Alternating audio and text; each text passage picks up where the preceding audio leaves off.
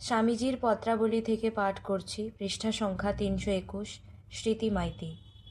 1895 USA থেকে ক্ষেত্রীর মহারাজকে লেখা পত্রের অংশবিশেষ। সকল প্রাচীন জাতির পুরাণেই দেখা যায় বীর পুরুষদের প্রাণ তাহাদের শরীরের কোনো বিশেষ ক্ষুদ্র অংশে ঘনীভূত ছিল। যতদিন সেখানে হাত পড়িত না ততদিন তাহারা দুর্ভেদ্য থাকিতেন।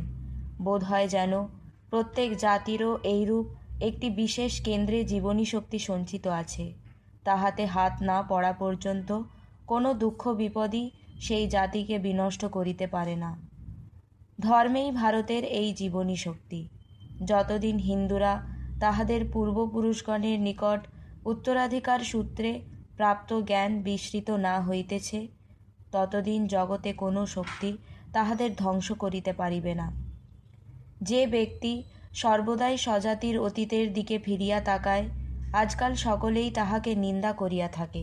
অনেকে বলেন, এইরূপ ক্রমাগত অতীতের আলোচনাই হিন্দু জাতির নানারূপ দুঃখের কারণ।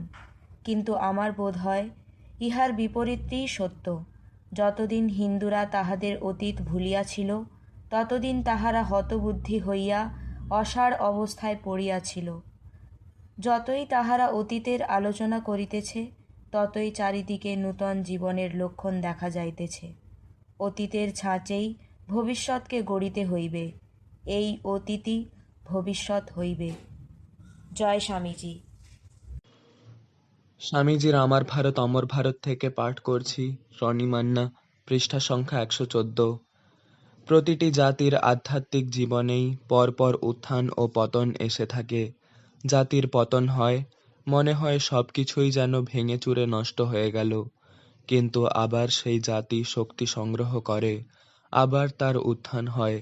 জাতির জীবনে নবজাগরণের মহাতরঙ্গ আসে, আর সেই তরঙ্গের শীর্ষদেশে সবসময়ই বিরাজ করেন একজন জ্যোতির্ময় মহাপুরুষ, ঈশ্বরের একজন বার্তাবহ।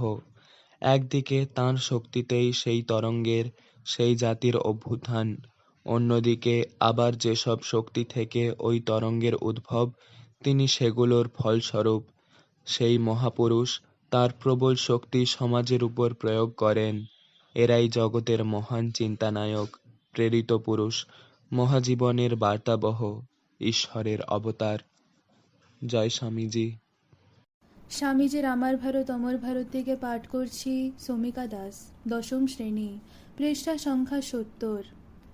যা কিছু আধ্যাত্মিক, মানসিক কিংবা শারীরিক দুর্বলতা আনে, তাকে ছুঁয়েও দেখবে না। মানুষের মধ্যে যে স্বাভাবিক শক্তি আছে, তার বিকাশই ধর্ম।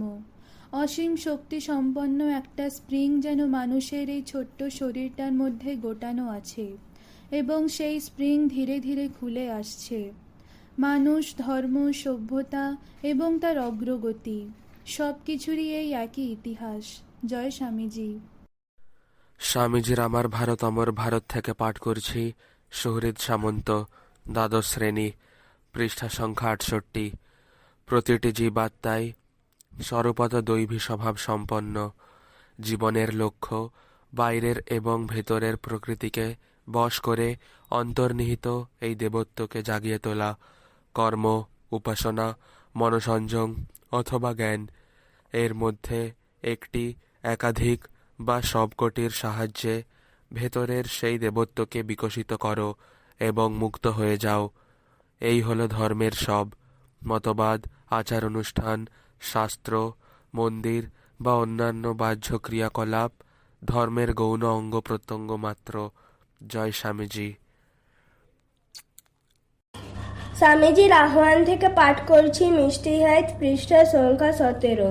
দুইটি জিনিস হইতে বিশেষ সাবধান থাকিবে, ক্ষমতা, প্রিয়তা ও ঈর্ষা। সর্বদা আত্মবিশ্বাস অভ্যাস করিতে চেষ্টা করো। জয় স্বামীজি।